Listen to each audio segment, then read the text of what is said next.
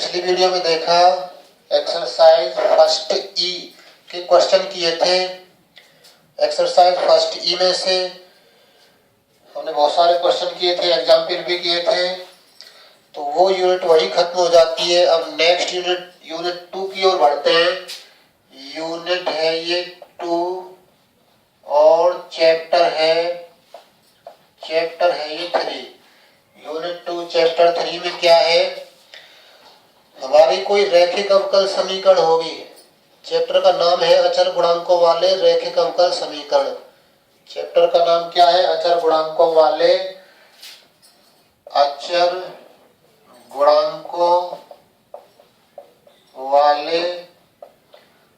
रैखिक अवकल समीकरण।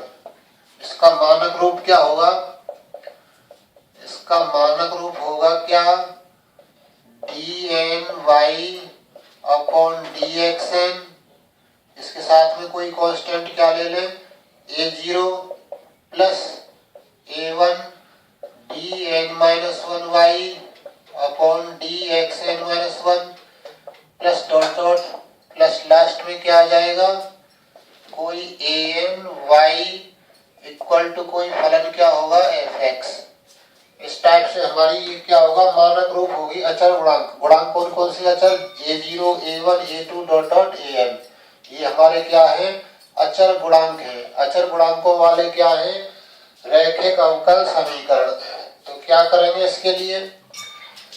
हम क्या करते हैं? d upon dx equal to रख देते हैं कैपिटल D। तो ये समीकरण चेंज होकर क्या हो जाएगी?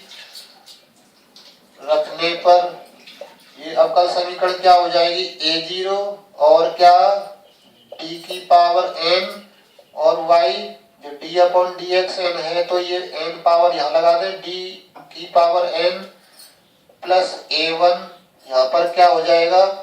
dn-1y हो जाएगा प्लस डॉट डॉट प्लस क्या होगा? an-y इक्वल टू क्या?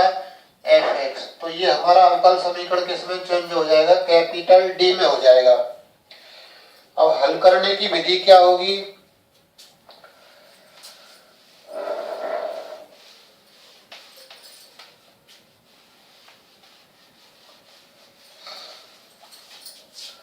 हल करने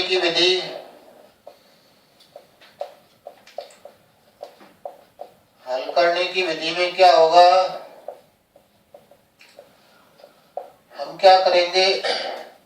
जो हमारी अवकल समीकरण होगी वो एफ डी वाई बराबर एफ एक्स टाइप की हो जाएगी, यानी डी का फलन इंटू वाई और बराबर कितना? F x.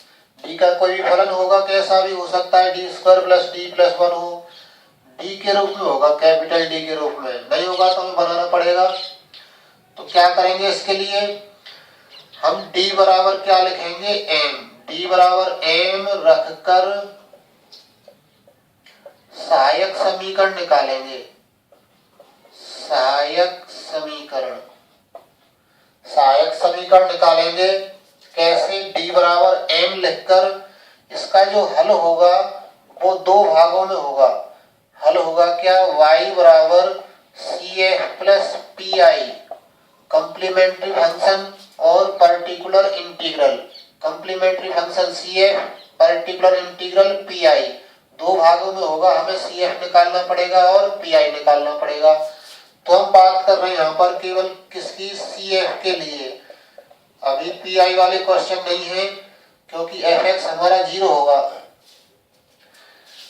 जब fx बराबर 0 तो इसका मतलब pi हमारा क्या होगा? 0 होगा। फलन यदि नहीं है यहाँ पर तो हमारा pi क्या होगा? 0। तो हमारा हल क्या रह जाएगा? हल रह जाएगा y बराबर cf। तो पहली जो एक्सरसाइज है थर्ड ए, उसमें केवल y बराबर cf वाले ही क्वेश्चन है, केवल cf निकालना है, pi उसमें नहीं है। क्यों नहीं है? क्योंकि उसमें fx 0 है। तो d बराबर m रखकर हम क्या निकालेंगे? सहायक समीकरण। इससे ये हमारा पहला पॉइंट है। दूसरा पॉइंट क्या होगा? इससे हम क्या करेंगे? m के मान निकालेंगे। इससे m के मान ज्ञात करें। इससे m के मान ज्ञात करेंगे।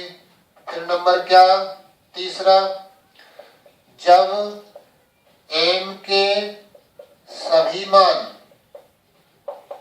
मान कैसे हो, अलग अलग हो, सभी मान कैसे हो, अलग अलग, तो हमारा CF कैसे लिखा जाएगा, सभी अलग अलग मानों को हम ऐसे लिख लें M1 M2 M3 dot dot इस टाइप से। तो CF कैसे लिखा जाएगा, एक कांस्टेंट आएगा C1 और जो हमारा M मान है, M का मान आ जाएगा e की पावर M1x, ये M का मान यहाँ जाएगा, प्लस C2 क्या, e की power M2x, plus C3 e की पावर कितना M3x, प्लस डॉट डॉट इस टाइप का हो जाएगा ये CF।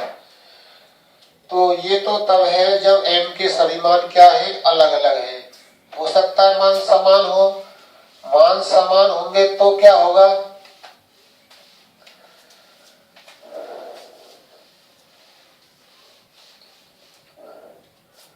फोर्थ पॉइंट क्या है, जब m के कुछ मान समान हो, कुछ मान समान हो, कुछ मान समान हो तो हमने क्या क्या ले लिए, हमने ले लिए M1 M1 और M1, तीन मान समान ले लिए, M1 M1 M1 और क्या M2 M3, ये कुछ अलग अलग मान है। तो इसका CF कैसे लिखा जाएगा, तीन मान समान है, तीन मान समान है तो तीन बार हमारे कांस्टेंट आएंगे C1 C2 C3, पहला कांस्टेंट अकेला रहेगा, दूसरे में x का गुणा, तीसरे में x स्क्वायर का गुणा।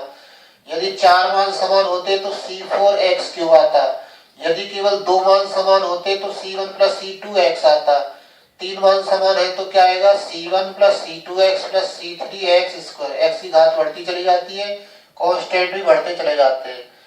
तो ये हमारा आ गया तीन मान समान के लिए C1 plus C2x plus C3x square और e की पावर कितनी M1x। ये जो हमारे पास में तीन मान समान है उनमें से कोई सा भी एक लिख दे, यहाँ पर e की पावर M1x प्लस नए जो हमारे पास अलग अलग है उनको जैसे तैसे लिखेंगे पहली वाली विधि से, C2 e की पावर M2x, C2 हमारा आ चुका है तो नया कांस्टेंट C4 ले लें, C4 e की power M2x plus C5 e की पावर कितना M3x, इन M2 और M3 के लिए जैसे तैसे आएगा ये प्लस डॉट डॉट। तो इस टाइप का CF होगा। एक हमारा क्या हो सकता है, जब m के मान सम्मिश्र संख्या में हो, जब m के मान किस में हो, सम्मिश्र संख्या में हो। सम्मिश्र संख्या कैसी होगी, alpha plus minus iota beta, alpha plus minus iota beta, तो हमें अल्फा और बीटा पहचानने पड़ेंगे, इसमें अल्फा और बीटा क्या है। तो इसका CF कैसे लिखा जाएगा, e की पावर अल्फा x, e की पावर अल्फा x और क्या C1 cos beta x plus C2 sin beta x, इस टाइप का CF लिखा जाएगा। CF इक्वल टू क्या होगा, e की power alpha x C1 cos beta x plus C2 sin beta x, ये प्राप्त हो जाएगा जब m के मान क्या है, सम्मिश्र संख्या में। तो ये हमें सब याद रखने पड़ेंगे। अब हम न्यूमेरिकल क्वेश्चंस की ओर बढ़ते हैं। एक्सरसाइज में से थर्ड ए,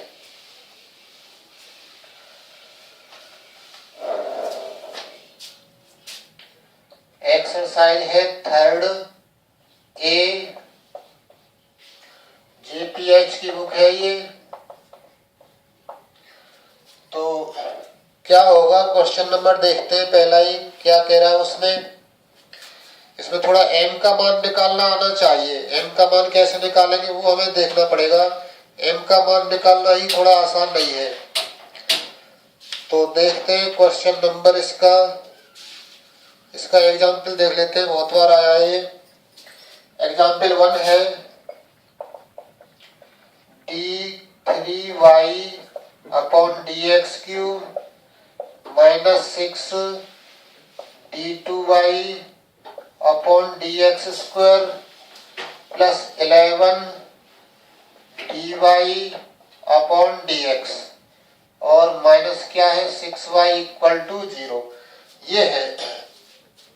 तो क्या करेंगे, इसके लिए हमें पहले इसमें देखना पड़ेगा कि फलन है कि नहीं है।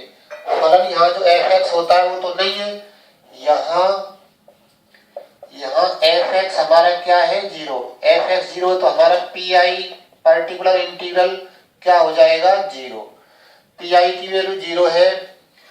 cf के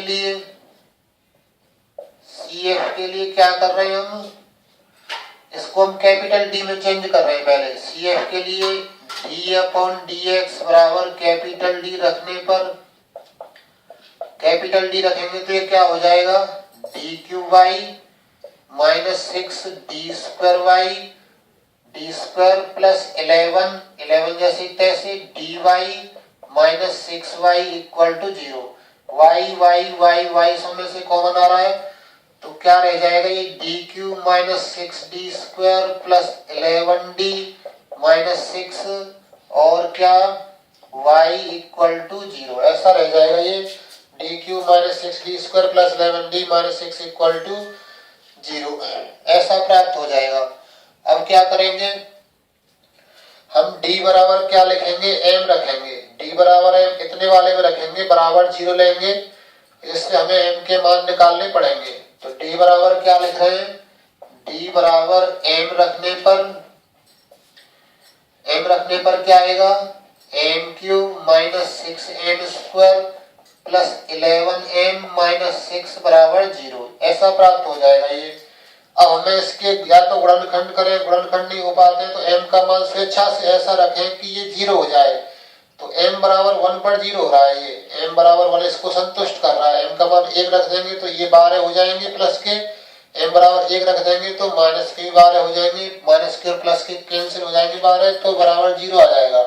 तो m बराबर 1 इसको क्या कर रहा है, संतुष्ट कर रहा है। तो उस बात को लिख देते हैं m बराबर 1 क्या करता है, संतुष्ट करता है, संतुष्ट करता है। m बराबर 1 संतुष्ट कर रहा है तो इस 1 को इधर ले आए, तो इसलिए क्या होगा, इसलिए m-1 बराबर 0। इसका मतलब हुआ कि m-1 एक गुणनखंड है। m-1 क्या चीज है, m-1 इस समीकरण का एक गुणनखंड है। तो ये तो घात 3 का है, तो घात 2 वाले और हमें चाहिए, ये तो एक घात वाला तो हम निकाल चुके हैं m-1। तो हम क्या करेंगे, इस m-1 से इसमें भाग लगाएंगे रफ में क्या करेंगे, m-1 से भाग लगा रहे हैं किसमें, m³ minus 6m² plus 11m minus 6 में भाग लगाना आना चाहिए। बीएससी फर्स्ट ईयर में पढ़ा था हमने भाग लगाना अनंत स्पर्शी वाले चैप्टर में। तो m से भाग लगा रहे हैं, m³ में कितनी बार जाएगा ये m² बार, m² का गुणा इसमें कर दे तो ये कितना हो जाएगा m³ माइनस 1m², फिर इसका गुणा इन दोनों करके नीचे लिख देते हैं, फिर चिन्ह बदलेंगे, माइनस प्लस ये कैंसिल, माइनस के कितने बच जाएंगे 6m² माइनस के 5m² बचेंगे, माइनस के 6m² है, प्लस का 1m² है तो माइनस का 5m² बच गया, और प्लस के कितने 11m। अब फिर भाग लगा इसमें m से तो कितनी बार जाएगा, माइनस के 5m बार जाएगा, माइनस 5m का गुणा इसमें करो, माइनस का 5m² पहला तो जैसे तैसे आ जाएगा, फिर माइनस माइनस प्लस हो जाएगा कितना 5m। अब इनको घटा देते हैं, ये प्लस ये माइनस, 11 में से 5 गए तो 6m बचे, और अंक उतार लिया किसका, माइनस का 6। अब फिर भाग लगाओ, इससे कितनी बार जाएगा, इसमें 6 बार जाएगा, तो m से भाग लगा रहे हैं 6 बार गया हमारा, तो ये क्या हो जाएगा 6m माइनस 6। इस 6 का गुणा इसमें कर दिया m-1 में और नीचे लिख दिया, चिन्ह बदल दें, अब ये सारे कट जाएंगे। तो हमारा जो भागफल जो शेषफल है वो 0 आना चाहिए। यदि वो गुणनखंड है तो शेषफल 0 आएगा निश्चित रूप से। यदि शेष 0 नहीं आता है तो इसका मतलब तुमने कहीं ना कहीं पर गलती की है। तो हम क्या करेंगे, अब m² माइनस 5m प्लस 6 के गुणनखंड और करेंगे, इससे 2 मान और निकलेंगे। तो हमारा एक मान तो m बराबर 1 हो गया, हमें 3 मान चाहिए क्योंकि हमारा m³ है, ये घात 3 का समीकरण है तो m के मान 3 होंगे। तो एक मान तो हमारा m बराबर 1 आ गया, हमने डायरेक्टली देख लिया कि m बराबर 1 इसको संतुष्ट कर रहा है। अब दो मान इससे आएंगे भागफल M square minus 5m plus 6 से, इस भागफल से। तो यहां फेयर में क्या लिखेंगे, दूसरा गुणनखंड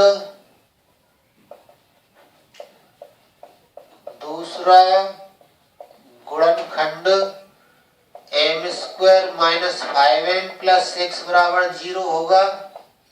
दूसरा गुणनखंड ये हो जाएगा, इसके गुणनखंड करें तो एम स्क्वायर माइनस 6 के ऐसे खंड की 5 आ जाए, 2 3 6 होते हैं, तो माइनस के 3m माइनस के 2m प्लस 6 बराबर 0।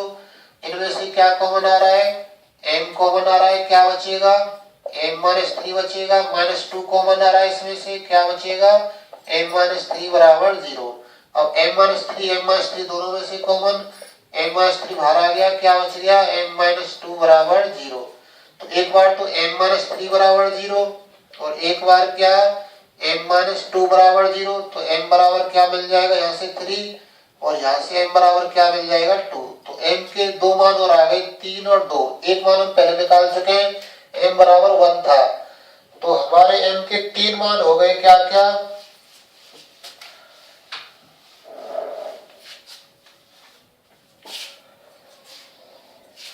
इसलिए m बराबर हो गया 1 2 और 3। एक मान हम पहले निकाल चुके हैं और 3 और 2 ये है, तो m के मान आ गए 1 2 3। इसलिए अब इसका कंप्लीमेंट्री फंक्शन CF कैसे लिखा जाएगा, C1 e की पावर, तीनों अलग अलग हैं तो फर्स्ट कंडीशन लगेगी C1 e की power 1x plus C2 e की पावर कितनी 2x प्लस C3 e की पावर कितनी 3x। कांस्टेंट आगे बढ़ता चला जाता है, e की पावर में ये जो मान आए हैं, जो भी मान है उनको लिख देंगे। तो ये हमारा CF हो गया। हल क्या होगा इसका, y बराबर CF प्लस PI। तो y बराबर CF कितना निकला है, C1 e की power x plus C2 e की power 2x plus C3 e की पावर 3x और PI हमारा क्या है 0। तो y बराबर क्या आ गया, C1 e की power x plus C2 e की power 2x plus C3 e की पावर 3x और ये हमारा क्या हो जाएगा अभीष्ट आंसर। तो इस टाइप से हम ऐसे इक्वेशंस को सॉल्व करते हैं। पहले m का मान निकालते हैं, m के मान से क्या करते हैं, m के मान से ही आगे वाले मान हमारा CF प्राप्त होगा। और देखते हैं इसका क्वेश्चन।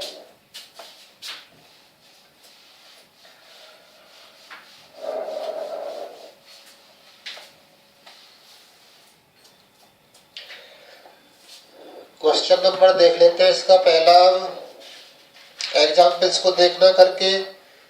क्वेश्चन नंबर पहला क्या है,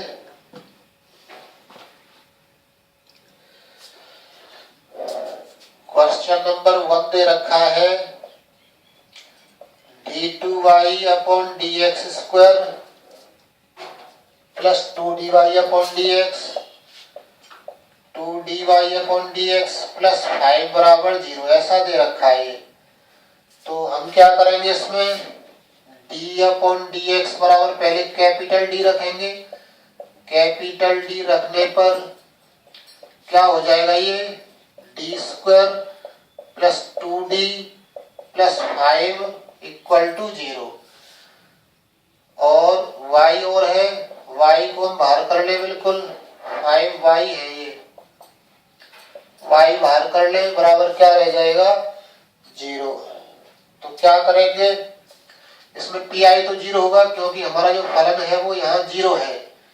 यहाँ PI बराबर क्या है 0, यहाँ PI बराबर 0 है, क्योंकि हमारे पास में जो इधर को फलन है वो 0 है। तो हमें याद रखना है PI का मान 0 है। जब हम बाद में लास्ट में आंसर लिखेंगे CF प्लस PI, तो उसमें बाद में लास्ट में PI की जगह क्या लिखेंगे 0।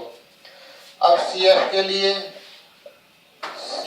लिए क्या करेंगे, D बराबर M लिखेंगे। D बराबर M रखने पर तो हमें क्या मिलती है, उसका नाम होता है सहायक समीकरण, ऑक्सिलरी इक्वेशन।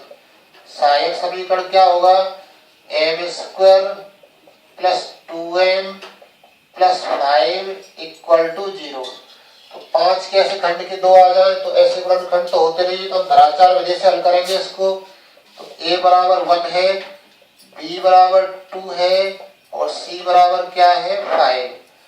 तो धराचार से m का मान क्या आएगा, m बराबर पहले फॉर्मूला लिख लेते हैं, minus B plus minus under root कितना B square minus 4ac upon कितना 2a, ऐसा आ जाएगा। तो m की वैल्यू क्या हो जाएगी माइनस बी का मान 2 है plus minus under root b square क्या होगा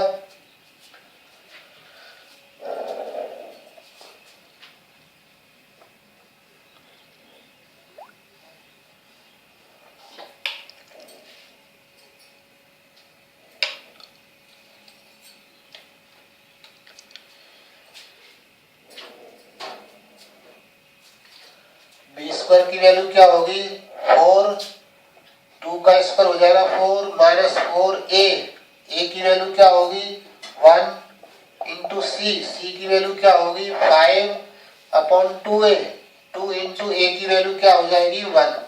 तो m की वैल्यू क्या आ गई हमारी minus 2 plus minus under root 4 minus 20 upon 2, ये इनका मल्टीप्लाई 20 हो गया। तो m की वैल्यू क्या आ जाएगी minus 2 plus minus under root कितना माइनस 16 अपॉन 2।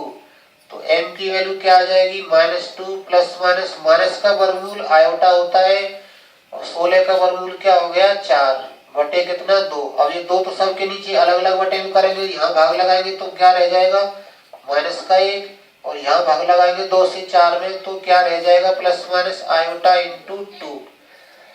तो ये हमारा m का मान आ गया -1 प्लस माइनस आयोटा इंटू 2। तो हम क्या करेंगे, m के मान प्राप्त हो गए, ये समिश्र संख्या में आया है। समिश्र संख्या के लिए हमारा CF निकालने का तरीका अलग है, हमें इसमें अल्फा और बीटा पहचानने पड़ेंगे। यहाँ m का मान क्या है समिश्र संख्या है,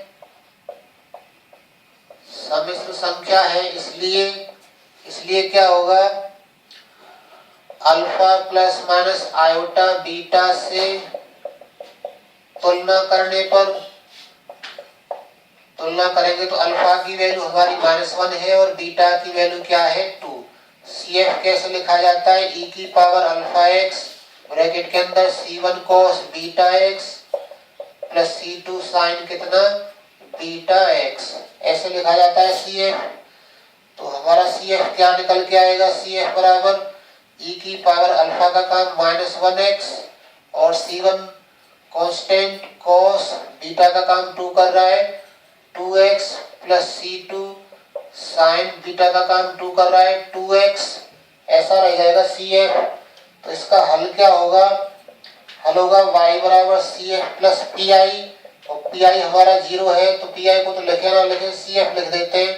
तो इसका मतलब y बराबर क्या हो जाएगा CF की वैल्यू e की पावर -x और क्या c1 cos 2x plus c2 sign 2x, ऐसा हो जाएगा। और यही क्या हो जाएगा हमारा अभीष्ट आंसर हो जाएगा।